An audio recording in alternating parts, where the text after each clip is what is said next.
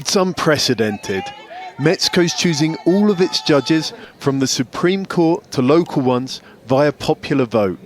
But in a country where organised crime frequently gets involved in elections, there are worries that a few unsavoury characters might find their way into a judge's chair. Miguel Alfonso Meza, head of a rights group, has made a red list of candidates he says with links to organised crime. We have at least 19 candidates that are highly risky. So, for example, we have Leopoldo Javier Chavez. He was in prison in the U.S.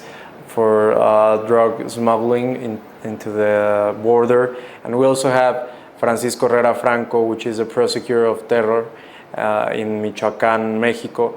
And he is accused of the murdering of 2 journalists. Francisco Herrera, in particular, has become the poster boy for dubious candidates these elections. He's been nicknamed the prosecutor of terror.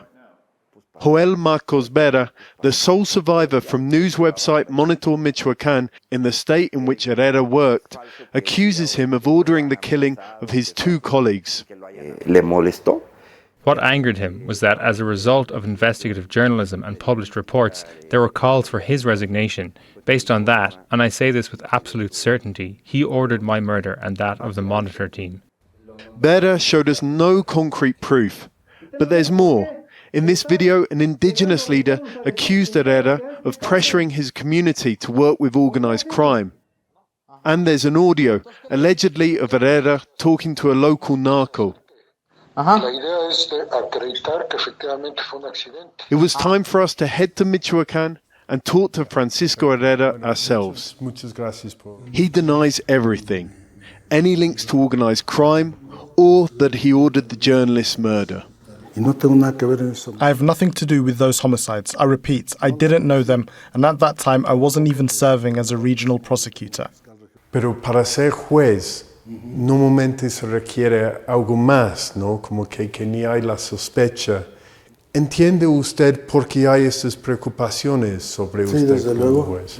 Yes, of course. When I began this selection process, I had to justify many things. My integrity, that I wasn't under any investigation, that I hadn't been sanctioned for any crime. All of that was investigated and I was considered apt to be a judge.